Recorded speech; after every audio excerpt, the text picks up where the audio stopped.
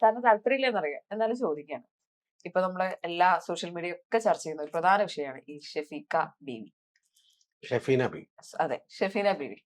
ഇപ്പോ അടുത്ത് മഞ്ജുപിള്ളയുടെ മകള് ഈ ദയ സുജിത്തിന്റെ ഈ ഒരു വിഷയമായിട്ടാണ് ഇപ്പൊ എല്ലാവരും ചർച്ച ചെയ്യുന്നത്. അവർ എന്തൊക്കെയാ പറയുന്നത് എന്നുള്ളത് നമുക്ക് കേട്ടിരിക്കാൻ പറ്റില്ല. അത്രയും വൃത്തിയായിട്ട കാര്യങ്ങളാണ് അവർ സംസാരിക്കുന്നത്. എന്താണ് സാർ ഇങ്ങനെയൊക്കെ എല്ലാവർക്കും തോന്നിയതെ കുറിച്ച് പറയാൻ പറ്റും ഇതുപോലെ വൃത്തിയായിട്ട്?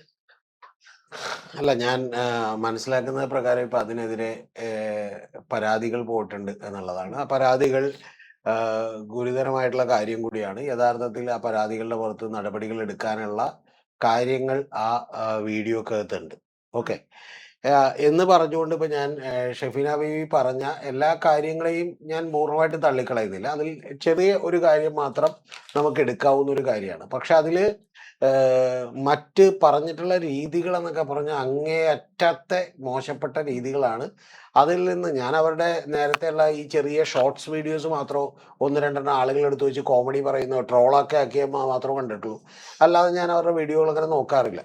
അപ്പൊ അതുകൊണ്ട് തന്നെ എനിക്ക് അവരെ സത്യം പറഞ്ഞാൽ അറിയില്ലായിരുന്നു. അവര് ഈ വീഡിയോ എന്ന് പറയുന്ന ഏതാണ്ട് 2.25 ലക്ഷത്തോളം മറ്റേ സബ്സ്ക്രൈബേഴ്സ് ഉണ്ട് അവർക്ക്. അപ്പൊ അവര് ഈ ലെവലിൽ പറയാൻ മാത്രം പ്രകോപനം എന്താണ് എന്നുള്ളത് പോലും യഥാർത്ഥത്തിൽ നമുക്കാർക്കും മനസ്സിലാവില്ല. കാരണം ഇത് 2023 ഈ പുള്ളിക്കാരി ഒരു ഇത് ചെയ്യുന്നത്, ഇത്തരത്തിലുള്ള ഫോട്ടോ പോസ്റ്റ് ചെയ്യുന്നത്. പക്ഷെ അതിനുശേഷം കമന്റുകൾ എടുത്തു വെച്ച് റിയാക്ട് ചെയ്തു എന്നുള്ളതാണ് നമ്മുടെ ഷെഫീന പറയുന്ന ഒരു വാചകം. ഷെഫീന പറയുന്നതിൽ ഒരു പോയിന്റ് മാത്രമേ എടുക്കാനുള്ളൂ. ബാക്കിയുള്ളതെല്ലാം തള്ളിക്കളയേണ്ടതും അങ്ങേയറ്റം മോശപ്പെട്ട രീതിയിലാണ് ആ പ്രതികരണം ഉണ്ടായിട്ടുള്ളത്. വലിയ കടുത്ത ഭാഷയിലാണ് എന്നുള്ള കാര്യത്തിൽ ഒന്നും ഒരു സംശയമില്ല. അതുകൊണ്ട് അത് ഒരു സംശയമില്ല, അത് നിയമപരമായി നടപടി എടുക്കണമെങ്കിൽ അങ്ങനെ നടപടി എടുക്കേണ്ട ഒരു വിഷയമാണ്. ഇനി ഇത്രയും പറഞ്ഞിട്ട് ഞാൻ എന്താണ് അവർ പറഞ്ഞതിൽ ശരി എന്ന് പറയാം. ആ ശരി എന്താണെന്ന് വെച്ചിട്ടുണ്ടെങ്കിൽ, ഒന്ന്, ഈ പെൺകുട്ടി ആരാണെന്നുള്ളത് കൃത്യമായിട്ട് അറിയണം. ഈ ദയാ സുജിത്ത് എന്ന് പറയുന്ന പെൺകുട്ടി നമുക്കെല്ലാം അറിയുന്ന പോലെ സുജിത്ത് വാസുദേവന്റെയും അതുപോലെ മഞ്ജു പിള്ളയുടെയും മകളാണ്. അപ്പൊ ആ മകളാണ് എന്നുള്ളത് കൊണ്ട് ഈ അച്ഛനമ്മമാരെ അടക്കം ഒരു ചീത്ത വിളിക്കുകയാണ്. ഈ വളർത്തിയത് ഇങ്ങനെയാണോ എന്നൊക്കെ പറഞ്ഞുകൊണ്ട് വളർത്തു ദോഷം എന്നൊക്കെ പറയില്ല, അതുപോലെയുള്ള ലെവലിൽ ഒരു ചീത്ത വിളിക്കുകയാണ്. ചീത്ത വിളിക്കുന്ന വാക്കുകൾ എന്നൊക്കെ പറഞ്ഞാൽ വളരെ മോശമാണ്. റോട്ടിലേക്ക് ഇറങ്ങി നിൽക്ക്, എന്നിട്ട് ആളുകൾ വന്ന് എന്ത് ചെയ്യട്ടെ, അത് ചെയ്യട്ടെ, ഇത് ചെയ്യട്ടെ എന്നൊക്കെ. ഞാനിപ്പോൾ അത് മുഴുവൻ പറയുന്നില്ല. അതുപോലെയുള്ള വൃത്തികെട്ട രീതിയിലാണ് ഇവർ പറഞ്ഞുകൊണ്ടിരിക്കുന്നത്. എന്താ പറയാ, കാമപ്രാന്താണ് എന്നൊക്കെയുള്ള വാചകങ്ങളൊക്കെ പറയാണ്. എന്ന് പറഞ്ഞാൽ ഈ പെൺകുട്ടി എന്ത് ചെയ്യുന്നത്, പെൺകുട്ടി ശരിക്കും വന്നിട്ടുണ്ടെങ്കിൽ ഒരു മറ്റേ ഇതാണ്. അതായത് പെൺകുട്ടി പഠിച്ചിട്ടുള്ളത് തന്നെ അത് യഥാർത്ഥത്തിൽ ഫ്രാൻസിൽ നിന്ന് ഫാഷൻ ടെക്നോളജി പഠിച്ചിട്ടുള്ള ഒരു പെൺകുട്ടിയാണ്. അതിന്റെ ഡിപ്ലോമ കോഴ്സാണ് ചെയ്തിട്ടുള്ളത്. അവിടെ വേറൊരു യൂണിവേഴ്സിറ്റിയിൽ, പോളിമോഡ എന്ന് പറയുന്ന ഒരു യൂണിവേഴ്സിറ്റിയിൽ നിന്നാണ് അത് പഠിച്ചിറങ്ങിയിട്ടുള്ളത്. അപ്പൊ അത്തരത്തിൽ പഠിച്ചിറങ്ങിയിട്ടുള്ള പെൺകുട്ടി വളരെ ബോൾഡ് ആയിട്ടുള്ള ഒരു ഫാഷൻ ഷൂട്ട് നടത്തിയതാണ്. ആ നടത്തിയതിനെ നമുക്ക് വിമർശിക്കാം, അതിനും കുഴപ്പമില്ല. അപ്പൊ അതിന് വിമർശിക്കുന്നതിൽ ഒരു പോയിന്റ് മാത്രമേ എടുക്കാനുള്ളൂ. ആ പോയിന്റ് എന്താണെന്ന് വെച്ചിട്ടുണ്ടെങ്കിൽ, പെൺകുട്ടികളും സ്ത്രീകളും ഒക്കെ തന്നെ ഈ സ്വന്തം ശരീരത്തിന്റെ സൗന്ദര്യം കാണിച്ചുകൊണ്ട് ഒരു വരുമാനം ഉണ്ടാക്കുന്നു അല്ലെങ്കിൽ ഒരു പ്രശസ്തി ഉണ്ടാക്കുന്നു ഒക്കെ നല്ലതാണോ ചീത്തയാണോ എന്നുള്ള കാര്യത്തിലൊക്കെ ഡിഫറെന്റ് ആയിട്ടുള്ള അഭിപ്രായം ഉണ്ട്. ഞാനൊക്കെ തുറന്നു പറഞ്ഞിട്ടുണ്ടെങ്കിൽ എനിക്കും ഇപ്പൊ ഒരാളൊരു സൗന്ദര്യം പ്രകടിപ്പിക്കുന്നതിനൊന്നും നമ്മൾ തെറ്റല്ല. പക്ഷെ പ്രധാനപ്പെട്ട ഒരു കാര്യം എന്ന് പറഞ്ഞാൽ അത് അവരുടെ ഒരു വരുമാന മാർഗമാകുന്നതിനൊക്കെ ഒരുപാട് ലിമിറ്റേഷൻസ് ഉണ്ടെന്ന് വിചാരിക്കുന്ന ഒരാളാണ്. ഇപ്പൊ നിങ്ങളൊരു എയർ ഹോസ്റ്റസ് ആകുന്നു എന്ന് പറഞ്ഞാൽ പോലും അത് 35 വയസ്സ് 55 വയസ്സ് വരെ ജോലി എടുക്കാൻ പറ്റണം എന്നില്ല. അല്ലെങ്കിൽ അതിനുള്ള ഓപ്പർച്യൂണിറ്റി പലപ്പോഴും വളരെ കുറവായിരിക്കും. പിന്നെ ഈ ഫാഷൻ ടെക്നോളജി എന്നൊക്കെ പറയുന്ന കാര്യവും നമ്മളൊരു ഫാഷൻ അല്ലെങ്കിൽ നമ്മൾ അങ്ങനെ നിൽക്കുന്നു, ഒരു മോഡലായിട്ട് നിൽക്കുന്നു എന്നൊക്കെ പറയുന്നതിന് ഒരു കരിയറായിട്ട് അത് എടുക്കുകയാണ്. നമുക്ക് അഭിനയിക്കാനുള്ള മിടുക്കൊണ്ട്, നമുക്ക് കഴിവുണ്ടൊക്കെ ഇങ്ങനെ നമുക്ക് ആ ഫീൽഡിലൊക്കെ രക്ഷപ്പെടാം, അതിനൊന്നും തെറ്റില്ല. പക്ഷെ അതിന് ഈ പറയുന്ന പുള്ളിക്കാരി അതിനെ ഫെമിനിസവുമായിട്ടൊക്കെ കൂട്ടിച്ചേർക്കുകയാണ്. അതിന് ഇതൊരു ഫെമിനിസ്റ്റ് ആക്ടിവിറ്റി ആണെന്നൊന്നും പറഞ്ഞില്ല. തുണി പറിച്ചെറിയുന്നതാണ് ഫെമിനിസം എന്നൊന്നും ഇവിടെ ആരും പറഞ്ഞില്ല. അതൊരു മോഡലിംഗ് ആണ്, അതൊരു പ്രൊഫഷണലി അത് അപ്രോച്ച് ചെയ്യുന്ന ആളുകളാണ്. അതിനെ അങ്ങനെ തന്നെ കണ്ടാൽ മതി. എന്ന് പറഞ്ഞാൽ ഇപ്പൊ അതിന് പകരം ചില സ്ത്രീകളൊക്കെ വന്ന് സബ്സ്ക്രൈബേഴ്സൊക്കെ എടുത്ത് ഒരു ക്ലീവേജ് കാണിക്കുകയും ബോഡി പ്രദർശിപ്പിക്കുകയും ചെയ്യുന്ന പരിപാടി ഉണ്ടല്ലോ, അതിനോടൊന്നും എനിക്കെന്തില്ല. അവരുടെ സ്വാതന്ത്ര്യമാണ്. പക്ഷെ അതിനെ ആ ഒരു പരിധിക്കപ്പുറത്ത് നിന്ന് വിമർശിക്കാനുള്ള സ്വാതന്ത്ര്യവും ബാക്കിയുള്ള ആളുകൾക്ക് ഉണ്ട്. അതിപ്പോ ഷെഫീൻ ഉപയോഗിച്ചു എന്നൊന്നും ചെയ്തിട്ടില്ല. കാരണം എന്ന് വെച്ചാൽ അങ്ങനെ ഒരു പണം ഉണ്ടാക്കുന്നു അല്ലെങ്കിൽ അത്തരത്തിൽ താങ്കൾക്ക് ഇപ്പൊ നിങ്ങൾക്ക് എന്തെങ്കിലും ഒരു മിടുക്കുണ്ട്, കഴിവുണ്ട്, കാലിബർ ഉണ്ടെങ്കിൽ മാത്രമേ ഇത് നിൽക്കുള്ളൂ. മനസ്സിലായി? ഇപ്പൊ തുറന്നു പറഞ്ഞ ഇപ്പൊ ഷക്കീലെ പടങ്ങൾ വന്നു, ഇപ്പൊ എന്ത് സംഭവിച്ചില്ലല്ലോ, ഉണ്ടോ? ആ സമയം മമ്മൂട്ടിയും മോഹൻലാലും എക്കാലത്തേക്കും നിലനിൽക്കും, മഞ്ജു വാര്യരും നിലനിൽക്കും. കാരണം എന്ന് വെച്ചാൽ അവരുടെ ഉള്ളിൻ്റെ ഉള്ളിൽ ഒരു ടാലന്റ് ഉണ്ട്. അപ്പൊ നിങ്ങൾ പലപ്പോഴും നിങ്ങളുടെ ശരീരത്തെ പ്രകടിപ്പിച്ചുകൊണ്ട് പണമുണ്ടാക്കുന്നതിനേക്കാൾ കുറച്ചും കൂടി സേഫ് ആയിട്ടുള്ളതും നല്ല കാര്യം എന്ന് പറയുന്നത് നിങ്ങളുടെ ടാലന്റുകളെ എന്ത് ചെയ്യുന്നതാണ്, പോളിഷ് ചെയ്യുന്നതാണ്. അത്തരത്തിലുള്ള ഒരു കാര്യം ഇവരുടെ ഈ വീഡിയോന്റെ ഇടക്ക് ഇങ്ങനെ പറഞ്ഞു പോകുന്നുണ്ട്. അത് ഒരു ക്രിയേറ്റീവ് ആയിട്ടുള്ള വിമർശനമാണ്. ഒരു സ്ത്രീ എന്ന് പറയുന്നത് പലപ്പോഴും അവരുടെ ശരീരത്തിന്റെ ഒരു മെറ്റീരിയൽ ആക്കിക്കൊണ്ട് അല്ലെങ്കിൽ ഒരു ഉപഭോഗ വസ്തു ആക്കിക്കൊണ്ട് സ്വന്തം ശരീരത്തെ പ്രദർശിപ്പിച്ചുകൊണ്ട് ജീവിക്കേണ്ട ഒരാളല്ല എന്ന് പറയുന്ന ഒരു വാദം അവർക്ക് തീർച്ചയായിട്ടും ഉന്നയിക്കാം. പക്ഷെ അതിനും അപ്പുറത്തേക്ക് മറ്റേ ബാക്കി പറയുന്ന വാദങ്ങളൊക്കെ എന്ന് പറഞ്ഞാൽ അങ്ങേയറ്റം വെറും വേഷം കെട്ടാണ്, സംബന്ധമാണ് എന്നുള്ളതൊന്നും നമുക്ക് പറയാതിരിക്കാൻ പറ്റില്ല. അപ്പൊ ആ ഒരു കാര്യം അത് വിമർശിക്കപ്പെട്ട. പിന്നെ രണ്ടാമത്തെ കാര്യം എന്ന് പറഞ്ഞാൽ അതിനുടനെ തന്നെ അവരുടെ പാരൻസ് ആയിട്ട് പിതാവും മാതാവുമായിട്ടൊക്കെ കൂട്ടിക്കലർത്തുക എന്ന് പറയുന്ന ഒരു കാര്യമൊന്നും ചെയ്യേണ്ട ആവശ്യം ഇല്ല. എനിക്ക് പറയാനുള്ളത് ഈ ഷെഫീന ബീവിയോട്, നിങ്ങൾ ആദ്യമേ തന്നെ പോയിട്ട് ഈ ശരിക്കും പറഞ്ഞാൽ ജെയിംസ് ആൻഡ് ആലീസ് എന്ന് പറയുന്ന സുജിത് വാസുദേവന്റെ ഒരു സിനിമ ഉണ്ടാകുന്നത് കാണണമെന്നാണ്. അത് ശരിക്കും പറഞ്ഞാൽ എൻ്റയർലി ഡിഫറെൻ്റ് ആയിട്ടുള്ള ഒരു സിനിമയാണ്. 2 സിനിമയാണ് പുള്ളി ഡയറക്റ്റ് ഉള്ളത്. അതുകൊണ്ട് ഓട്ടോറിക്ഷയും ഒന്ന് ജെയിംസ് ആൻഡ് ആലീസും. ജെയിംസ് ആൻഡ് ആലീസ് എന്ന് പറയുന്ന സിനിമ അതിഗംഭീരമായിട്ടുള്ള സിനിമയൊന്നുമല്ല. പക്ഷേ ഈ സിനിമയിൽ ഒരാൾ മറ്റേ ഞാനിപ്പോൾ ഓർമ്മയിലെടുത്ത് പറയാറ്, തെറ്റുണ്ടെങ്കിൽ ക്ഷമിക്കണം പ്രേക്ഷകർ. കാരണം ഒരാൾ മരണപ്പെട്ട് കഴിയുമ്പോൾ നമുക്ക് അത് ക്ഷമിക്കാമായിരുന്നു, ഇത് ക്ഷമിക്കാമായിരുന്നു, നമ്മൾ അത്രയും ഓവറായിട്ട് റിയാക്ട് ചെയ്യേണ്ട ആവശ്യം ഉണ്ടായില്ല, വാശി പിടിക്കേണ്ടതൊന്നും ഇല്ലായിരുന്നു എന്ന് പലപ്പോഴും ചിന്തിക്കുന്ന ഒരു ഡിഫറെൻ്റ് ആയിട്ടുള്ള സിനിമയാണ്. മനസ്സിലായോ? അപ്പൊ അത്തരത്തിൽ ഞാൻ മറ്റൊരു സിനിമ ഉണ്ടാക്കുന്നത് നമ്മുടെ ഇവന്റെ സിനിമയാണ്. എന്താ, ആന്റണി എന്ന് പറയുന്ന മറ്റേ നമ്മുടെ സണ്ണി വെയിന്റെ ഒരു സിനിമ ഞാൻ ഇതുപോലെ കണ്ടിട്ടുണ്ട്, അനുഗ്രഹീതൻ ആന്റണി എന്ന് പറഞ്ഞൊരു സിനിമ. അപ്പൊ അത്തരത്തിൽ കുറെ കൂടി നമ്മളൊരു റിലാക്സ് ചെയ്ത് ബലം പിടിക്കാതെ മസിൽ പിടിക്കാതെ അന്യോന്യം പ്രണയിച്ച് സ്നേഹിച്ചൊക്കെ അങ്ങോട്ട് ജീവിച്ച് തീരേണ്ട ആവശ്യമേ ഉള്ളൂ എന്ന് പറയുന്ന ഒരു സിനിമ കൂടിയാണിത് എന്ന് പറയുന്നത്. ഈ പറയുന്ന ഈ ജെയിംസ് ആൻഡ് ആലീസ് എന്ന് പറയുന്ന സിനിമ. അതായത് നമുക്കത് ക്ഷമിക്കാമായിരുന്നു, നമ്മൾ എന്തിനാണ് അത്രയും വാശി പിടിച്ചത്, നമ്മൾ ആ സന്ദർഭങ്ങൾ കളഞ്ഞില്ലേ, ഇതൊക്കെ ജീവിതത്തിൽ എല്ലാവർക്കും തോന്നുന്ന ഒരു കാര്യമാണ്. അപ്പൊ അതേപോലെ തന്നെ അങ്ങേയറ്റം മോശപ്പെട്ട രീതിയിലാണ് പറഞ്ഞിട്ടുള്ളത്. ഞാൻ വിചാരിക്കുന്നത് അതിന്റെ പുറത്ത് ആരെങ്കിലും പരാതിയുമായി പോയാൽ നിരവധി കേസെടുക്കാവുന്ന പ്രൊവിഷൻസ് അതിൻ്റെ അകത്ത് ഉണ്ട്.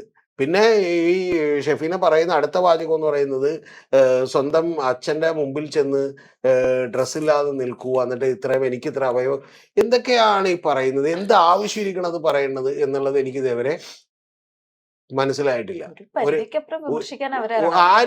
പരിധിക്കപ്പുറം വിമർശിക്കാനുള്ള ഒരു അവകാശവും അവർക്കെന്നല്ല ആർക്കുമില്ല. പിന്നെ പരിധി എന്ന് പറയുന്ന ആ ഒരു പിന്നെ നമ്മളൊക്കെ മനസ്സിലാക്കേണ്ട ഒരു പെൺകുട്ടി ആയിക്കോട്ടെ ആൺകുട്ടി ആയിക്കോട്ടെ. പിന്നെ ഇതിൽ പറയുന്ന അപകടകരമായ ഒരു കാര്യം കൂടിയുണ്ട് ഷെഫീന പറയുന്നത്, അത് പറയാതെ പോകാൻ പറ്റില്ല. ഞാൻ പറഞ്ഞു ഒരു എലമെന്റ്, ശരിയായിട്ടുള്ള ഒരു എലമെന്റിന്റെ ഒരു ചെറിയ ലാഞ്ചന അവിടെ ഉള്ളപ്പോഴും വളരെ അപകടകരമായ ഒരു എലമെന്റ് ഉണ്ട്. ആ എലമെന്റ് എന്താണ്?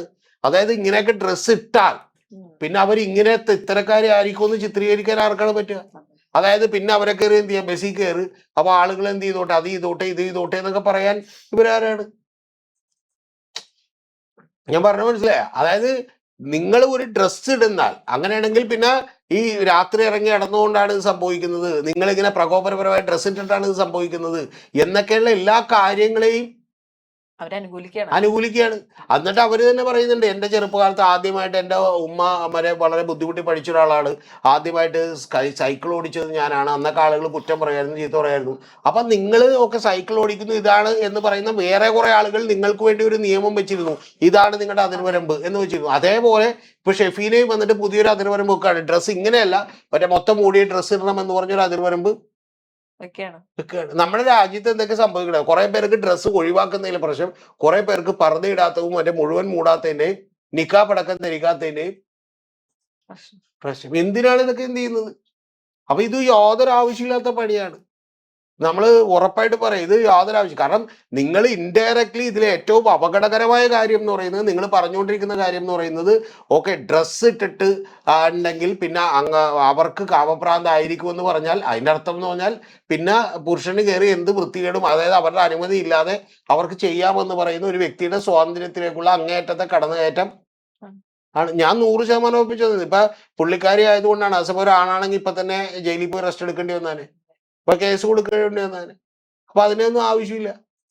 ഇത് ഞാൻ പറഞ്ഞത്, ഇത് നമ്മളിപ്പോ ഓക്കെ ഒരു പരിധി വരെ ഓക്കെ നിങ്ങളുടെ ശരീരത്തെ കാണിച്ചുകൊണ്ടോ, നിങ്ങളുടെ ഈ പറഞ്ഞ പോലെ മറ്റേ ഇത്തരത്തിൽ നിങ്ങളുടെ ഒരു ഭംഗി പ്രകടിപ്പിച്ചുകൊണ്ടോ, അല്ലെങ്കിൽ നിങ്ങളുടെ ഉപരിപ്ലവമായിട്ടുള്ള ഭൗതികമായിട്ടുള്ള കാര്യങ്ങൾ കാണിച്ചുകൊണ്ടോ ഒന്നും അല്ല മക്കളെ നിങ്ങൾ എന്ത് ചെയ്യേണ്ടത്, നമ്മുടെ വ്യക്തിത്വം രൂപപ്പെടുത്താൻ നമുക്ക് റെസ്പെക്ട് മേടിച്ചെടുക്കേണ്ടതും എന്ന് പറഞ്ഞു കൊടുക്കുന്നതിന് തെറ്റില്ല. നമ്മുടെ കാറ് കാണിച്ചല്ല, നമ്മുടെ വീട് കാണിച്ചല്ല, നമ്മുടെ ഈ പറഞ്ഞ പോലെ വെളുപ്പ് കാണിച്ചിട്ടല്ല, നമ്മുടെ ഈ പറഞ്ഞ പോലെ സൗന്ദര്യം മാത്രം കാണിച്ചിട്ടില്ല. കാരണം അതൊക്കെ പെരിഷബിൾ ആണ്, കുറച്ചു കാലം നിൽക്കുള്ളൂ, അത് കഴിയുമ്പോൾ നശിച്ചു. അപ്പൊ നിങ്ങളുടെ കയ്യിലുള്ള ഒരു വലിയ ക്വാളിറ്റിയെ, ടാലന്റിനെ, മിടുക്കിനെ ഒക്കെ നിങ്ങൾ പോളിഷ് ചെയ്യണം എന്ന് പറയുന്നതിൽ തെറ്റില്ല. പക്ഷെ അതിനും അപ്പുറത്തേക്ക് നിങ്ങൾ ഈ ഡ്രസ്സ് ധരിക്കുന്നത് ഇത്തരം കാര്യങ്ങളുടെ സിമ്പലാണ്, ഇത് ഈ പറയുന്ന പോലെ എന്താണ് ഒരു സിഗ്നൽസ് കൊടുക്കലാണ് എന്നുള്ളത് പറയുകയും, അതേസമയം ഞാൻ ഫെമിനിസ്റ്റ് ആണ്, ഞാൻ വലിയ പുരോഗമനവാദിയാണ്, ഈക്വാലിറ്റിയാണ് നോക്കുന്നതെന്നൊക്കെ പറയുകയും ചെയ്തു. ഈ ഈക്വാലിറ്റിയാണ് നോക്കുന്നതെന്ന് പറയുമ്പോൾ ഈക്വാലിറ്റി വരുത്തേണ്ടത് ഇതുപോലെ ഡ്രസ്സ് കുറച്ചിട്ടുകൊണ്ടോ അല്ലെങ്കിൽ അതിനുള്ള സ്വാതന്ത്ര്യം നേടിക്കൊണ്ടോ അല്ല, പകരം നമുക്ക് നമ്മുടെ കാലിൽ നിൽക്കാവുന്ന, നമുക്ക് സ്വന്തമായി തീരുമാനങ്ങൾ എടുക്കാവുന്ന ഒരു ഫിനാൻഷ്യൽ ഫ്രീഡവും, അതിന് നമ്മുടെ ഒരു പ്രൊഫഷനിൽ നമ്മൾ സാധാരണ പുരുഷന്മാരോടൊപ്പം കോമ്പീറ്റ് ചെയ്തുകൊണ്ട് മിടുക്കം സമ്പാദിക്കണം എന്ന് പറയുന്നതിൽ ഒരു തെറ്റുമില്ല. മനസ്സിലായോ? ഇപ്പൊ പലപ്പോഴും ആളുകൾ പറയാറുണ്ട് സ്ത്രീകൾ എന്ന് പറയുന്ന ഒരു സർക്കിൾ വഴിയാണ്. അതായത് ആണുങ്ങൾ ഇങ്ങനെ നേരെ ഓടി ഒരു പ്രൊഫഷണൽ മുമ്പിൽ എത്തുമ്പോൾ സ്ത്രീകൾക്ക് അങ്ങനെ ഓടാൻ കഴിയാറില്ല. കാരണം എന്താ, വീട്ടിലെ ജോലി ഉണ്ടാവും, കൊച്ചുങ്ങളെ നോക്കലുണ്ടാവും, ഇത്തരം കാര്യങ്ങളുണ്ടാവും. അപ്പൊ എങ്ങനെ നോക്കി റൗണ്ട് സർക്കിൾ അടിച്ചിട്ടാണ് അവർ മുന്നിലേക്ക് എത്തുന്നത്. പക്ഷെ അതെല്ലാം മറന്നിട്ട് നിങ്ങൾ എന്ത് തന്നെ സംഭവിച്ചാലും നിങ്ങൾ ആ പ്രൊഫഷനിൽ എക്സൽ ആക്കാൻ വേണ്ടി ശ്രമിക്കണം. മനസ്സിലായി? അങ്ങനെ ശ്രമിച്ചിട്ടുള്ള ആളുകളുണ്ട്. മനസ്സിലായി? ഇപ്പൊ ജേർണലിസ്റ്റ് ഫീൽഡിൽ തന്നെ എത്രയോ വനിതകളുണ്ട് അങ്ങനെ വലിയ ഉയരങ്ങളിലേക്ക് വന്നേക്കണം. ചന്ദ കൊച്ചാറിനെ പോലെ അവരെ ആരോപണങ്ങളൊക്കെ വന്നെങ്കിൽ പോലും അവർ ICICI ബാങ്കിന്റെ ഹെഡിലേക്ക് വന്നില്ല. അപ്പൊ അത്തരത്തിലുള്ള നിരവധി ആളുകളുണ്ട്. അവരെ കണ്ട് പഠിക്കണം. അല്ലാതെ ഓവറായിട്ട് നിങ്ങളുടെ സൗന്ദര്യ ബോധമോ നിങ്ങളുടെ തൊലി വെളുപ്പോ അല്ലെങ്കിൽ നിങ്ങളുടെ ഈ പറയുന്ന പോലെ അവയവ ഭംഗിയോ ഒന്നുമല്ല മാനദണ്ഡമാക്കേണ്ടത് എന്ന് പറയുന്നതിന് കുഴപ്പമില്ല. പക്ഷെ അതൊക്കെ കഴിഞ്ഞ് യഥാർത്ഥത്തിൽ ഇതൊക്കെ ഇങ്ങനെ ഇട്ടിട്ടുണ്ടെങ്കിൽ ഒരു പെൺകുട്ടി ഇത് കാമഭ്രാന്തായിരിക്കും. അപ്പൊ ശരിക്കും പറഞ്ഞാൽ ഞാൻ പറയുന്നില്ല അത്, ഏതോ ഞാൻ ആളുകൾക്ക് കയറിയിട്ട് അത് ചെയ്യാം, എന്നിട്ട് ഇത് ചെയ്യാൻ പറയൂ, ഫാദറിന്റെ മുമ്പിൽ നിൽക്കൂ എന്നൊക്കെ പറഞ്ഞാൽ അങ്ങേയറ്റം പ്രതിഷേധാർഹമായിട്ടുള്ള ഒരു കാര്യമാണ്. മനസ്സിലായോ? ഇവര് പലപ്പോഴും ഞാൻ കണ്ടിട്ടുള്ള ചെറിയ ഷോർട്സുകളിലൊക്കെ പോലും ഇവര് വളരെ മോശമായി ആളുകളോട് പറയുന്നതാണ് നമ്മൾ കേട്ടിട്ടുള്ളത്. പക്ഷെ അന്നൊക്കെ പോലും എനിക്ക് തോന്നിയിട്ടില്ല. കാരണം ചില കാര്യങ്ങളിൽ ഇവര് പക്ഷെ എങ്കിലും പറയുന്നതിന്റെ പിന്നിൽ ഒരു ലോജിക്കെങ്കിലും കീപ്പ് ചെയ്തിരുന്നു. ഇപ്പൊ ഉദാഹരണത്തിന് പലപ്പോഴും ഒരു മുസ്ലിം എക്സ്ട്രീമിസ്റ്റ് ഫണ്ടമെന്റലിസ്റ്റുകളൊക്കെ വളരെ ചീത്ത വിളിക്കുന്നുണ്ട്. അപ്പൊ ചീത്ത വിളിക്കുമ്പോൾ ഇവര് മറ്റേ മുറി അങ്ങനെ പലതും ഒക്കെ പറഞ്ഞാണ് വിളിക്കുന്നത്. ഞാനിപ്പോ ആ വാക്കൊന്നും കൂടെ പറയുന്നില്ല. പക്ഷെ അങ്ങനെ വിളിക്കുമ്പോൾ പോലും ആ പറയുന്നതിന്റെ പിന്നിൽ ഒരു കണ്ടന്റ് ഉണ്ട് എന്നുള്ളത് വിചാരിച്ചിരുന്നു. പക്ഷെ ഇതൊക്കെ ആസ്വദിക്കുന്ന അല്ലെങ്കിൽ ഇതൊക്കെ വളരെയധികം എൻജോയ് ചെയ്യുന്ന 2.25 ലക്ഷം പേരുണ്ട് കേരളത്തിൽ എന്നുള്ളത് കൂടി നമ്മളെ വല്ലാതെ ഭയപ്പെടുന്നുണ്ട്. അതായത് ഞാൻ സൈക്കിൾ വിട്ടാൻ പാടില്ല എന്ന് പറഞ്ഞപ്പോൾ ആളുകൾ കളിയാക്കിയിരുന്നു. ഞാൻ പക്ഷെ അതിനുള്ള സ്വാതന്ത്ര്യമൊക്കെ നേടിയെടുത്തു. പക്ഷെ ഇതുവരെ മതി, ഈ സ്വാതന്ത്ര്യം ഒക്കെയാണ് എന്ന് പറയുന്നതല്ലല്ലോ. നിങ്ങള് സാധാരണ ആണുങ്ങളെ പോലെ ശരിയാണ് ഇവര് പറഞ്ഞ കാര്യം. ഇപ്പൊ എത്ര പേരാണ് പണ്ട് അകലൊക്കെ അറിയുന്നത് ചുരിദാർ ഇട്ടിരുന്നത്? പ്രായം കുറഞ്ഞ സ്ത്രീകൾ മാത്രമാണ് ചുരിദാർ വന്നപ്പോ ഇട്ടിരുന്നത്. അമ്മമാരൊന്നും ഇട്ടിരുന്നില്ല, അവരൊക്കെ സാരി തന്നെയാണ് ആ സമയത്ത് എടുത്തിരുന്നത്. പിന്നീട് ഇപ്പൊ അത് എന്ത് ചെയ്തു, കോമൺ ആയി. ഇതൊന്നും ആർക്കും പിടിച്ചിരുത്താൻ പറ്റില്ല. ഞാൻ ആദ്യമേ 3/4 ടീഷർട്ട് ഇട്ട് എന്റെ കലങ്കിൽ വന്നേക്കുമ്പോ അന്നത്തെ ഒരു പ്രായമുള്ള സഖാവ് പറഞ്ഞിട്ടുണ്ട്, ഈ വേഷം ഒന്നും ഇട്ട് വരുന്നത് അത്ര ശരിയായിട്ടുള്ള കാര്യം അല്ല. ഇപ്പൊ അത് കോമൺ ആയില്ലേ? ഇപ്പൊ അവള് സൂപ്പർ മാർക്കറ്റിൽ പുറത്തൊക്കെ പോകുന്നില്ലേ? അപ്പൊ ഇതൊന്നും ആർക്കും തടഞ്ഞിരുത്താൻ പറ്റില്ല. ആ ലെവലിലേക്ക് ഷെഫീന വളർന്നിട്ടില്ല എന്നുള്ളത് മാത്രമേ നമുക്ക് ചിന്തിക്കേണ്ട ആവശ്യം ഉള്ളൂ. ഒന്ന്. രണ്ടാമത്തത്, ഇതിന്റെ പുറകെ ഇത്ര വികാരപരമായി എന്തിനാണ് പൊട്ടിത്തെറിച്ചത് എന്നുള്ളത് നമുക്ക് ഇപ്പോഴും അറിയാത്ത കാര്യമാണ്. ഇനി മഞ്ജു പിള്ള വന്ന് ഇവരെ പോലെ ചീത്തയും പറഞ്ഞിട്ടുണ്ടോ എന്നൊന്നും നമുക്കറിയില്ല. അങ്ങനെ സംഭവിക്കാനൊരു സാധ്യതയില്ല. പക്ഷെ എന്താണ് കാര്യം എന്നുള്ളത് പോലും നമുക്ക് അറിയില്ല. മിതമായ ഭാഷയിൽ ഞാനിപ്പോ തൽക്കാലം ഇത്രയും ചെയ്യുന്നുള്ളൂ, പറയുന്നുള്ളൂ. അത് വളരെ മോശമാണ്. ആര് ചെയ്താലും അതൊന്നും എന്റർടൈൻ ചെയ്യാൻ പറ്റാത്ത ഒരു കാര്യമാണ്. 2.25 ലക്ഷത്തോളം സബ്സ്ക്രൈബേഴ്സ് അവർക്കുണ്ട്. യഥാർത്ഥത്തിൽ ആ സബ്സ്ക്രൈബേഴ്സ് കൂടി ഇതിന്റെ താഴെ വന്ന് കമന്റ് ചെയ്താൽ അവർക്ക് ഏതാണ്ട് കാര്യം മനസ്സിലായാൽ നിങ്ങൾക്ക് വിമർശിക്കാം, അതിനൊന്നും കുഴപ്പമില്ല. പക്ഷെ വിമർശനമൊക്കെ നിങ്ങൾക്കൊരു ഫോട്ടോ ഇഷ്ടപ്പെട്ടില്ലെങ്കിൽ നിങ്ങൾക്ക് പിന്നെ സത്യത്തിൽ ഈ പെൺകുട്ടികൾക്ക് ഇട്ടേക്കുന്ന ഒരു ഫോട്ടോന്റെ പുറത്ത് നമ്മളൊരു അഭിപ്രായം പോലും പറയേണ്ടത് ഇല്ല. പക്ഷെ പൊതുവായിട്ട് നമുക്ക് പറയാം, ഓക്കെ നിങ്ങളുടെ പബ്ലിക് പ്ലാറ്റ്ഫോമിലാണല്ലോ അഭിപ്രായം പറയുമ്പോൾ നിങ്ങൾക്ക് എന്താ, നിങ്ങൾ സ്ത്രീകൾ ഈ പറയുന്ന പോലെ ഒരു സമത്വം നേടേണ്ടത് നിങ്ങളുടെ ഡ്രസ്സ് കുറച്ചുകൊണ്ടോ ഫാഷനബിളായി ഡ്രസ്സ് ധരിച്ചുകൊണ്ടോ മാത്രമല്ല, നിങ്ങൾ നിങ്ങളുടെ മനസ്സിൽ അതുപോലെ ഒരു ബോൾഡ് ആക്കിക്കൊണ്ടും അതുപോലെ തന്നെ നിങ്ങളുടെ പ്രൊഫഷനിൽ നിങ്ങൾ കരിയർ ബിൽഡ് ചെയ്ത് സാർ ശ്രമിച്ചുകൊണ്ടോ അത് ഒക്കെയാണെന്ന് പറയാം. സാറ് പറയുന്നുണ്ട്. അത് സാറിന്റെ ഒരു വ്യക്തിത്വം അങ്ങനെ ആയതുകൊണ്ട് സാർ അങ്ങനെ പറയുന്നു. പക്ഷെ ആ സ്ത്രീക്ക് അത് കഴിയില്ല. അങ്ങനെയാണെങ്കിൽ അവരത് പറയില്ലല്ലോ. അല്ല, അത് അല്ലേ? കഴിയുന്നില്ലെങ്കിൽ അത് തന്നെ ഭയപ്പെടുത്തുന്നില്ല. അപ്പൊ നാളെ നമ്മുടെ നാട്ടിൽ എന്ത് ചെയ്യുന്നില്ലേ, പല ഇത്തരത്തിൽ കഴിയാത്ത പല ആളുകളും പല രീതിയിലും പ്രതികരിക്കുന്ന, റോട്ടിൽ കൂടി പോകുന്ന ആളുകൾ തോണ്ടുന്ന, ഇതുപോലെ കമന്റ് പറയുന്ന ആളുകളൊക്കെ ഉണ്ട്. അവരൊന്നും നമുക്ക് നേരെയാക്കാൻ പറ്റില്ല. പക്ഷെ നമ്മുടെ പ്രശ്നം, അവരൊരു പ്രമുഖമായിട്ടുള്ള ഇൻഫ്ലുവൻസറായി മാറുകയും അവർക്ക് 2.25 ലക്ഷം സബ്സ്ക്രൈബേഴ്സ് ഉണ്ടാവുകയും ചെയ്യുന്നു എന്ന് പറയുമ്പോൾ അത് വലിയ ഡേഞ്ചറാണ്. ഇപ്പൊ നമ്മൾ നാളെ തൊപ്പി എന്ന് പറയുന്ന ഒരാളുണ്ടാകുന്നു, അവൻ മയക്കുമരുന്ന് ഉപയോഗിക്കുന്നു, അവൻ വൃത്തികേട് കാണിക്കുന്നു എന്ന് പറഞ്ഞാൽ ആ സമൂഹത്തിൽ ചിലപ്പോൾ ഒരു ഏത് നാളെ ഏറ്റവും വികസിച്ച അമേരിക്കയിലാണെങ്കിലും ബ്രിട്ടനിലാണെങ്കിലും UK-യിലാണെങ്കിലും ഒക്കെ ഇതുപോലെയുള്ള ക്രിമിനൽസ് ഉണ്ടാവും. ഉണ്ടാവും. പക്ഷെ ആ ക്രിമിനൽസിനെ ആരാധിക്കാനായിട്ട് 10,000 പേര് കൂടി ഉണ്ടാവുന്നു എന്ന് പറയുമ്പോൾ ഞെട്ടുന്ന കാര്യമാണ്. ശരി. സാർ പറഞ്ഞതില് ഇതിൽ ഏറ്റവും പ്രധാനപ്പെട്ട ഒരു വേറെ കാര്യമുണ്ട്. ഇപ്പൊ സാറ് പറഞ്ഞു പോയി. അവര് ഈ ഒരു പെൺകുട്ടീനെ നീ ഇങ്ങനെ ഇറങ്ങിക്കഴിഞ്ഞാൽ അവർക്ക് അങ്ങനെ വന്ന് ചെയ്യാൻ അങ്ങനത്തെ രീതിയിൽ സാർ ഒരു പോയിന്റ് നേരത്തെ പറഞ്ഞായിരുന്നു. ശരിക്കും പറഞ്ഞു കഴിഞ്ഞാൽ ഇവര് ഇതിനെ പ്രൊമോട്ട് ചെയ്യല്ലേ? അതെ, ആഹ്വാനമാണത്. അവരതിനെ അങ്ങനെ പ്രൊമോട്ട് ചെയ്തിട്ട് അവര് പറയല്ലേ ചെയ്യുന്നത്? ആഹ്വാനമാണ്. അപ്പൊ അതായത് നാളെ അവരെ ന്യായീകരിക്കാണ്. ഇവരിങ്ങനെ നടന്നു കഴിഞ്ഞാൽ അവരങ്ങനെ ചെയ്യും. ചെയ്യും. ഇതുകൊണ്ട് അവര് ചെയ്യിപ്പിക്കാന്നുള്ളതല്ല ക്രിമിനൽ അവര് പറയുന്നത്. ആക്ടിവിറ്റിക്ക് ശരിക്കും വന്നിട്ടുണ്ടെങ്കിൽ ഒരു ആഹ്വാനം കൊടുക്കുന്നത് പോലെ കൊടുക്കാണ്. വ്യാഖ്യാനിക്കാവുന്ന ഒരു കാര്യമാണ്. ഒരു അതെ. സംശയമില്ല കാര്യം. പക്ഷേ അതാണ് ഞാൻ പറഞ്ഞത് അഖിലോട്, അത് ഒരു ആണാണ് പറയുന്നതെങ്കിൽ ഇപ്പൊ തന്നെ ജയിലിൽ പോയി. വലിയ കേസ് ഉണ്ടായേനെ. പിന്നെ ഒരു സ്ത്രീനെ പറയുമ്പോഴത്തേക്കുള്ള ഒരു മൈൽഡ്നെസ് ഉണ്ടല്ലോ, ആ മൈൽഡ്നെസ് ആണ് ഇതിനകത്തുള്ളത്. പക്ഷെ അതുപോലും ഞാൻ പറയുന്നത് എല്ലാ ക്രോസും വിട്ടുപോയി ഇല്ല സാർ, എന്നുള്ളതാണ്. അത് പറയേണ്ട സത്യത്തിൽ കാര്യമില്ല. ഇതിപ്പോ ഞാൻ കുറച്ചുകൂടി ഇപ്പൊ അഖില ഇത് ഈ ചോദ്യം ചോദിക്കുമ്പോൾ ഈ കഴിഞ്ഞ ദിവസം എന്നോട് ഈ ടോപ്പിക് എടുക്കാന്ന് പറഞ്ഞപ്പോൾ ഇത് പറഞ്ഞാണ്. അപ്പൊ ഞാൻ അന്നേരം എടുക്കാതിരുന്നതാണ്. പിന്നെ ഇത് കുറച്ചുകൂടി കാരണം എന്ന് വെച്ചാൽ നമ്മളിപ്പോ സാധാരണ ഒരാളെ റോസ്റ്റ് ചെയ്യുന്ന അല്ലെങ്കിൽ ഇത് ചെയ്യുന്ന പോലെ ഞാൻ ചെയ്യേണ്ടെന്ന് വിചാരിച്ചിട്ടാണ്. ചെയ്യാനുള്ള നിരവധി സ്കോപ്പൊക്കെ ഇതിനകത്തുണ്ട്. പക്ഷെ ഇതങ്ങനെ നമ്മളൊരു തമാശയായിട്ട് കാണേണ്ട ഒരു കാര്യമല്ല, ചിരിക്കേണ്ട ഒരു കാര്യമല്ല, വളരെ ഗൗരവമായുള്ള കാര്യമാണ്. നമ്മുടെ സമൂഹത്തിൽ നിരവധി പേർ അത്തരത്തിലുള്ള മെന്റാലിറ്റിയുമായി നടക്കുന്നുണ്ട്. അതായത് ഒരു സ്ത്രീ, തുറന്നു പറഞ്ഞ അഖിലയോടൊക്കെ ഇപ്പോൾ ഓപ്പൺലി ഞാൻ പറഞ്ഞിട്ടുണ്ടെങ്കിൽ, ഒരു സ്ത്രീ കുറച്ച് മോഡേണായിട്ട് ഡ്രസ് ചെയ്താൽ പിന്നെ അവൾ നോക്കാൻ വേണ്ടിയാണ്, നമ്മളൊക്കെ നോക്കാൻ വേണ്ടിയാണ് അങ്ങനെ ധരിക്കുന്നതെന്ന് വിചാരിക്കുന്ന വികലമായിട്ടുള്ള മനസ്സ് ഇവിടെ ആണുങ്ങൾക്കുണ്ട്. പിന്നെ ശരിക്കും പറഞ്ഞാൽ അവൾ കുറച്ചും കൂടി ഇത് ചെയ്തിട്ടുണ്ടെങ്കിൽ ഇതൊരു സിഗ്നലാണ്, നമുക്ക് കയറി എന്ത് ചെയ്യാം, അറ്റാക്ക് ചെയ്യുക, ആക്രമിക്കുക പറയുന്ന സിഗ്നലുള്ള ആളുകളുണ്ട്. ഇനി വേറൊരു സ്ത്രീ അവൾ മദ്യപിക്കും എന്ന് പറഞ്ഞാൽ പിന്നെ എല്ലാത്തിനും ഓക്കെ ആയിരിക്കും എന്ന് പറഞ്ഞാൽ ടേക്കൺ ഫോർ ഗ്രാൻഡഡ് ആയിട്ട് എടുക്കുന്ന കാര്യം ഉണ്ട്. മനസ്സിലായി? ഇപ്പൊ നമ്മളൊരു ബാറിൽ കയറി ഒരു സ്ത്രീ മദ്യപിക്കാൻ വേണ്ടി ഒറ്റയ്ക്ക് ഇരുന്ന് നോക്കട്ടെ, അപ്പൊ പിന്നെ ടേക്കൺ ഫോർ ഗ്രാൻഡഡ്. എന്തിന് ബസ് സ്റ്റാൻഡ്, ഇപ്പോഴും നമ്മുടെ നാട്ടിൽ പല ബെസ്റ്റ് മറ്റേ ഈ പറയുന്ന പോലെ ബസ് സ്റ്റാൻഡുകളിലും ഒറ്റക്കൊരു പെൺകുട്ടി വന്നത് അസമയം എന്ന് വിരക്ക് വിളിക്കുന്ന സമയട്ടെ, ഞാനല്ല വിളിക്കുന്നത്, ഒരു 11 മണിക്ക് നിന്നാൽ എന്താ കൂടെ പോരുന്നു എന്ന് ചോദിക്കുന്ന ആളുകളുണ്ട്. മനസ്സിലായി? ഞാൻ എവിടെയെങ്കിലും കൊണ്ട് ആക്കണോ എന്ന് ചോദിക്കുന്ന ആളുകളുണ്ട്.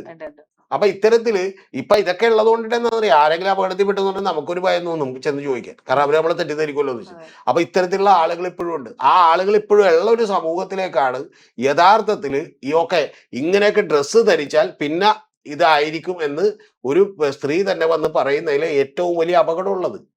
ആ അപകടം ഷെഫീനെയൊക്കെ മനസ്സിലാക്കി തിരുത്തണം എന്നുള്ളതാണ് എനിക്ക് പറയാനുള്ളത്.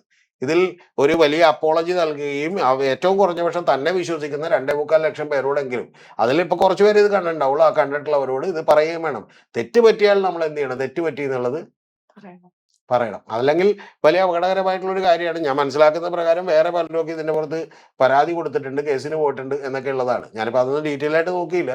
പക്ഷെ അഖില അറിയേണ്ടത്, അങ്ങനെ എനിക്ക് തോന്നുന്ന ഏതാണ്ട് മറ്റേ എന്നോടൊരു ഞാനിത് കഴിഞ്ഞ ദിവസം ഒരാളോട് ചോദിച്ചപ്പോൾ അയാള് ഇന്ന് രാവിലെ എൻ്റെ ഓഫീസിൽ ഇത് ചോദിച്ചപ്പോൾ എന്നോട് ഉണ്ണി സാറ് ഇതിനെക്കുറിച്ച് വീഡിയോ എടുക്കുന്നില്ല എന്ന് ചോദിച്ചപ്പോൾ, ഏതോ ഒരു വ്ളോഗ് ചെയ്യുന്ന ഒരു ആള് അവരുടെ ഹസ്ബൻഡോ വൈഫോ എന്താണ്ടും എന്ത് ചെയ്തിട്ടുണ്ട്, പരാതി പോയിട്ടുണ്ട്. അപ്പൊ പരാതി പോകേണ്ട ഒരു ആവശ്യമുള്ള കാര്യമാണ്, ഒരു സംശയമില്ല കാര്യം.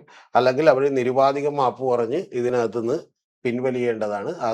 ഇത് യഥാർത്ഥത്തിൽ നേരത്തെ പറഞ്ഞ പോലെ ഈ കലാപാഹ്വാനത്തിലൊക്കെ പണ്ട് PC ജോർജിനും സ്വപ്ന സുരേഷും എതിരെ കേസെടുത്തിട്ടുണ്ട്. ഇത് അതുപോലെ തന്നെ കേസെടുക്കാൻ കഴിയുന്ന അങ്ങേയറ്റം സ്ത്രീവിരുദ്ധമൊന്നുമല്ല, മനുഷ്യത്വ വിരുദ്ധമായിട്ടുള്ള വാചകങ്ങളാണ് അതിനകത്ത് പറഞ്ഞിട്ടുള്ളത്. അതിലൊരു സംശയവും എനിക്കില്ല. ഞാൻ ഈ ടോപ്പിക് ഒന്നും എടുക്കണ്ടെന്ന് വിചാരിച്ചാണ്. പിന്നെ ഇന്നലെ മിനിഞ്ഞാന്ന് എൻ്റെ അടുത്ത് പറഞ്ഞു, ഇന്നലെ പറഞ്ഞു, പിന്നെ ഇന്നും കൂടി പറഞ്ഞു. അല്ല, പ്രാധാന്യമുണ്ട്. അല്ല, ഞാനിത് പ്രാധാന്യമുണ്ട്. പിന്നെ എന്താ കാര്യം എന്ന് വെച്ചിട്ടുണ്ടെങ്കിൽ, എൻ്റെ അഖിലൊക്കെ അറിയാലോ ഇപ്പൊ എന്നെ. ഞാനിപ്പോ വലിയ വലിയ ആളുകളോടൊക്കെ ഏറ്റുമുട്ടാൻ തയ്യാറുള്ള ഒരാളാണ്. മനസ്സിലായേ? നരേന്ദ്രമോദിയെ വിമർശിക്കാനോ വി ഡി സതീശനെ വിമർശിക്കാനോ എനിക്ക് തന്നെ പരിചയമുള്ള അധികാര സ്ഥാനത്ത് ഇരിക്കുന്ന ആളുകളെ വിമർശിക്കാനോ ഒന്നും എനിക്കൊരു ഭയമില്ല. എനിക്കൊരു ഭയം ഉണ്ടായിട്ടില്ല, പണ്ടും ഉണ്ടായിട്ടില്ല, ഇന്നും ഉണ്ടായിട്ടില്ല. അതെന്റെ ബ്ലഡിന്റെ ഒക്കെ കൂടി ശീലങ്ങൾ കൊണ്ടായിരിക്കും. എനിക്ക് ഭയം കുറവാണെന്നാണ് എല്ലാവരും എന്നോട് പറയുന്നത്. അല്ലെങ്കിൽ ഇങ്ങനെ ആകരുത് എന്നൊക്കെ പറയാറുണ്ട്. ഞാൻ പലപ്പോഴും ഡിപ്ലോമാറ്റിക് ആണോ എന്നൊക്കെ പറയേണ്ടതൊന്നുമില്ല. പിന്നെ ഈ പ്രശ്നത്തിലൊക്കെ എന്താണെന്ന് വെച്ചിട്ടുണ്ടെങ്കിൽ നമ്മളൊരു അഭിപ്രായം പറയുമ്പോൾ ഇനി അവര് തിരിച്ചെന്തെങ്കിലും പറഞ്ഞാൽ സ്വാഭാവികമായിട്ടും നമ്മൾ ആ ലെവലിലേക്ക് ഇറങ്ങി നിന്നുകൊണ്ട് മറുപടി പറയേണ്ട ഒരു അവസ്ഥയിലേക്ക് എത്തും എത്തിച്ചേരാൻ കാര്യം. നമുക്ക് താല്പര്യമില്ല. തീരുമാനത്തില്ലേ നമ്മളിപ്പോ നമ്മളെ ആളുകളെ എങ്ങനെ കാണണം എന്നുള്ളത് നമ്മൾ തീരുമാനിച്ചിട്ടുണ്ട്. ഈ പറയുന്ന പല റിയാക്ഷൻ വീഡിയോകളും ബാക്കിയുള്ളതൊക്കെ ഇടുന്ന ആളുകളോടൊക്കെ വേണമെങ്കിൽ കിടപിടിക്കുന്ന രീതിയിൽ പെട്ടെന്ന് റീച്ച് കിട്ടാവുന്ന പല പണികളും യൂട്യൂബിൽ ചെയ്യാം. ഞാൻ ഇതുവരെ ചെയ്തിട്ടില്ല. കാരണം അങ്ങനെ ചെയ്യണമെന്ന് എനിക്ക് താല്പര്യമില്ല. കാരണം വെച്ചാൽ ഞാൻ എന്നെ എങ്ങനെ ആളുകൾ കാണണം എന്ന് എനിക്കൊരു നിർബന്ധമുണ്ട്. എന്നെ ഒരു പൊളിറ്റിക്കൽ സ്ട്രാറ്റജിസ്റ്റ് ആയിട്ടോ അല്ലെങ്കിൽ ഈ പറഞ്ഞ പോലെ ഇലക്ഷൻ മാനേജ്മെന്റ് വിദഗ്ധനായിട്ടോ അല്ലെങ്കിൽ ഈ പറയുന്ന ഒരു രാഷ്ട്രീയ നിരീക്ഷകനായിട്ടോ ഒക്കെ ആളുകൾ കാണുന്നതിൽ എനിക്ക് തെറ്റില്ല. പക്ഷെ ഞാൻ അതിനും താഴെ നിന്ന് എന്ത് ചെയ്യാറില്ല, പോകാറില്ല. പക്ഷെ എൻ്റെ സ്വഭാവത്തിന് ഒരു വലിയ ഡേഞ്ചർ കൂടിയുണ്ട്. ആരെങ്കിലും ഇങ്ങോട്ട് പറഞ്ഞാൽ പിന്നെ അത് ഓക്കെ അങ്ങനെ നമ്മൾ വിട്ടുകളയാന്ന് നമ്മൾ പെട്ടെന്ന് എന്ത് ചെയ്യാറില്ല, വിചാരിക്കാറില്ല. അത് ലോകത്ത് ആരാണെങ്കിലും ശരി, നമ്മള് നമ്മുടെ ബിസിനസ്സും പല കാര്യങ്ങളൊക്കെ ഉണ്ടെങ്കിലും ശരി, നമ്മൾ അതൊന്നുള്ള നഷ്ടമൊന്നും നോക്കാതെ റിയാക്ട് ചെയ്തു പോകാറുണ്ട്. അപ്പൊ അതങ്ങനെ പോകണ്ട എന്ന് വിചാരിച്ചിട്ടാണ്. പക്ഷെ ഇത് വളരെ ഗുരുതരമായ പ്രശ്നമാണ്. യഥാർത്ഥത്തിൽ ഇങ്ങനെ മനോഭാവമുള്ളവർക്ക് യഥാർത്ഥത്തിൽ ഒരു കാറ്റലിസ്റ്റ് ആകുന്ന ഒരു വലിയ പ്രചോദനമാകുന്ന ഇൻസ്പയറിംഗ് ആകുന്ന ഒരു ടോക്കാണ് നടത്തിയേക്കണത്. അതിന് ഒരു കാരണവശാലും ഈ ആധുനിക സമൂഹത്തിൽ അതിനെ അങ്ങനെ നമുക്ക് കാണാൻ കഴിയില്ല, അതിനെ ന്യായീകരിക്കാൻ കഴിയില്ല, അതിനോട് സൈലന്റ് ആകാൻ പോലും പാടില്ല എന്നുള്ളത് കൊണ്ടാണ്. അതുകൊണ്ടാണ് ഇന്ന് ഇത് പറഞ്ഞപ്പോൾ നമ്മൾ എടുക്കാൻ തീരുമാനിച്ചത്.